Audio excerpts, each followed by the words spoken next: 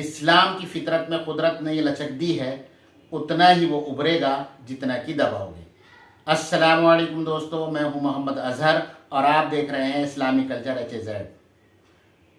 آج ہم آپ کو ایک ایسی مسلم سسٹر سے ملوانے جا رہے ہیں جو پہلے ایک جاٹ ہندو فیملی سے بلانگ کرتی تھی۔ ہندو فیملی سے بلانگ ہی نہیں کرتی تھی بلکہ بہت زیادہ پوجا پاٹ بھی کیا کرتی تھی اور ہندو گرنتھوں کو پڑھا کرتی تھی اور ایک ویل ایجوکیٹڈ لیڈی ہیں۔ پھر اللہ تعالیٰ نے ان کو ہدایت دی اور یہ مسلمان ہو گئیں۔ تو چلیے سنتے ہیں انہی کی زبانی انہوں نے اسلام مذہب کیسے اپنایا اور کیوں اپنایا۔ السلام علیکم ورحمۃ اللہ وبرکاتہ۔ میرا نام تبسم فاطمہ ہے، میرا آفیشیل نام پوجا سنگھ ہے۔ میرا جنم ایک ہندو جاٹ فیملی میں ہوا تھا۔ میں میرٹھ اتر پردیش کی رہنے والی ہوں۔ میری اسکولنگ وارانسی اتر پردیش سے ہوئی۔ اس کے بعد میں نے BTech civil engineering IIT Lucknow Uttar Pradesh سے کیا۔ اس کے بعد میں نے MTech کیا in transportation engineering. So I am overall transportation engineer. الحمدللہ میں نے اس سال جنوری میں اسلام قبول کیا۔ ابھی کچھ دنوں پہلے ہی میرے MTech کا کورس کمپلیشن ہوا۔ اس کے بعد میں ڈائریکٹلی حیدرآباد چلی آئی۔ الحمدللہ کم ٹوورڈ سکسیس کے ذریعے میں نے آفیشیلی 29 جون 2018 کو کلمہ پڑھا اور آفیشیلی فائنلی اب میں لیگلی طور پہ مسلمان ہوں اور یہ کہتے ہوئے مجھے بہت ہی فخر ہو رہا ہے۔ میری فیملی کچھ خاص دھارمک نہیں ہے بٹ وہ زیادہ طور پہ فیوچر اور کریئر اورینٹیڈ ہے۔ دنیا، سوسائٹی، ان سب سے ان کو زیادہ مطلب ہے۔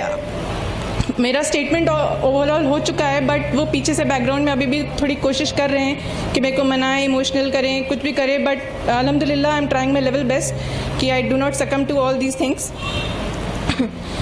میری فیملی کا جیسے کسی بھی ناردرن انڈین فیملی کا جیسے بلیف ہوتا ہے کہ ہم مسلمانوں اور اسلام کے بارے میں وہ کچھ خاصی اچھی سوچ نہیں رکھتے۔ میں نے کافی بار ان کے سامنے ہنٹ کرنے کی کوشش کری، اسلام کے بارے میں بات کرنے کی، ہم مسلمانوں کے بارے میں بات کرنے کی کوشش جب بھی کری تو مجھے بہت ہی نیگیٹو رسپانس ملا۔ اسلام میری زندگی میں تب آیا جب میری لائف کا سب سے ڈارکسٹ فیز چل رہا تھا۔ میں نے آلموسٹ امید چھوڑ ہی دی تھی کہ I could even survive, but سبحان اللہ، الحمدللہ اللہ نے مجھے بھٹکا ہوا پایا اور مجھے اسلام کی توفیق عطا فرمائی۔ And he found me lost and guided می۔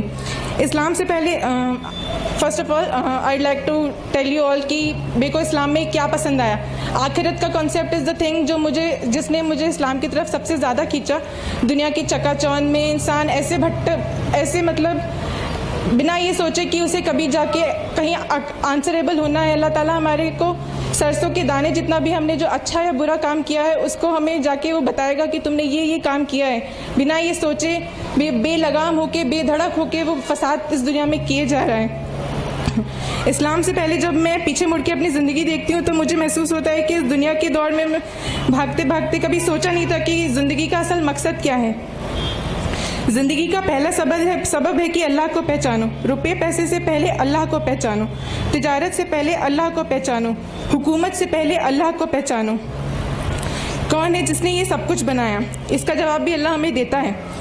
وہ کہتا ہے کہ اس نے ہمیں اس لیے بنایا کہ وہ دیکھنا چاہتا ہے کہ ہم میں سے خوبصورت عمل کون کرتا ہے۔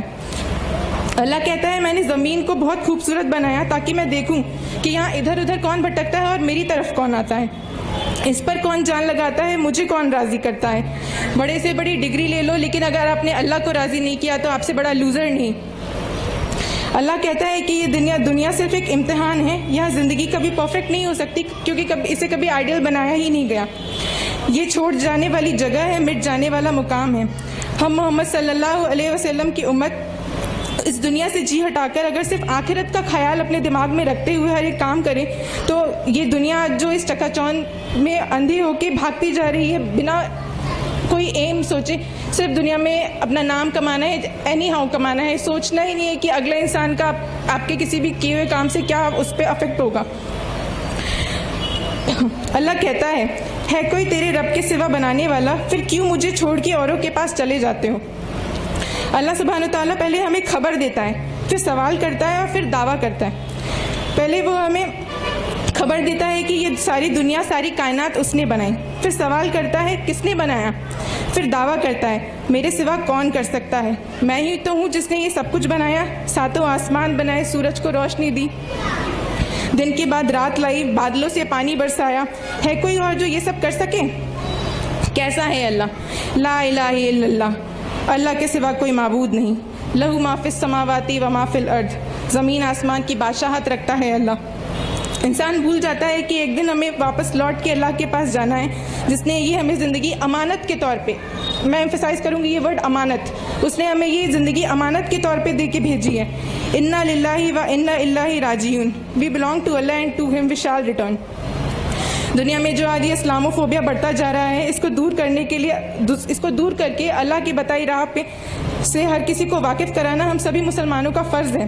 اللہ تعالیٰ نے ہمیں اسلام دے کے، مسلمان بنا کے ہم کو بہت بڑی نعمت عطا فرمائی ہے، لیکن جیسے جیسے آپ کا عہدہ بڑھتا ہے ویسے ویسے آپ کی ذمہ داری بھی بڑھتی ہے۔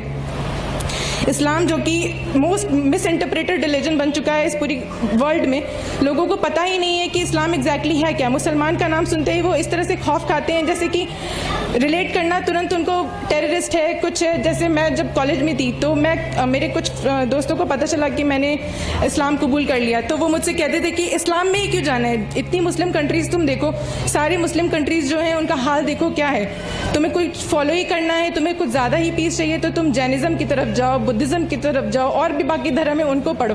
لیکن انہیں یہ نہیں پتا کہ اسلام صرف ایک مذہب ہی نہیں ہے، اسلام ایک جینے کا طریقہ ہے جو آپ کے اس دنیا میں بھی آپ کی زندگی پکی کرتا ہے، اور آخرت میں تو اللہ تعالیٰ نے آپ سے وعدہ کیا ہے کہ وہ آپ کو ایک بہت ہی اچھا عہدہ دے گا اگر آپ نے اسلام پہ چل کر اپنی زندگی بتائی۔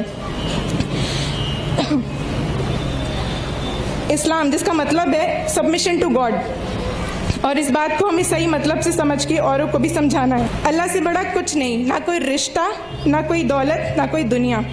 اللہ تو ہمیں ہماری ماں سے بھی 70 گنا زیادہ پیار کرتا ہے۔ جیسے ہماری ماں کی طرف ہماری ذمہ داریاں ہوتی ہیں، اس سے بھی بڑی ذمہ داری اللہ تعالیٰ کی طرف ہے ہماری، جس نے ہمیں بنایا ہے۔ اس ذمہ داری کو ہم اس کے بتائے ہوئے راستے پر چل کے ہی پورا کر سکتے ہیں۔ جب ایک مشین تک بنا یوزر مینول کے نہیں آتی تو پھر ہم انسان جیسی مخلوق کو بنا کر اللہ کیسے بھٹکنے کو یوں چھوڑ سکتا ہے؟ اسی لیے اللہ تعالیٰ نے قرآن مجید ہم پر نازل کی کہ ہمیں سمجھا سکے کہ اس دنیا میں آنے کا ہمارا اصل مقصد کیا ہے۔ اپنے نبی کی سنت کو فالو کرتے ہوئے یہ زندگی گزاریں گے تو اللہ بھی ہم سے راضی ہوگا۔ اللہ تعالیٰ کہتے ہیں، اے نبی آپ فرما دیجئے اگر تم اللہ کو دوست رکھتے ہو تو تم میری پیروی کرو تو اللہ تم کو دوست رکھے گا اور تمہارے گناہ معاف کر دے گا، اور اللہ بڑا بخشنے والا ہے اور بڑا رحم دل والا ہے۔ اب وقت آ گیا ہے کہ اب ہم سبھی مسلمانوں کو دنیا کو یہ بتانے کے بجائے کہ ہم مسلمان ہیں، انہیں ہم صحیح طور پہ دکھائیں کہ ہم مسلمان ہیں۔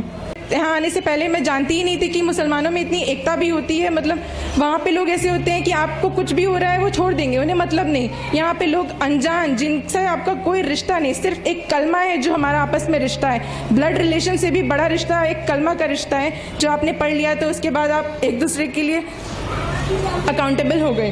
واخر دعوانا الحمد للہ رب العالمین۔ السلام علیکم ورحمۃ اللہ۔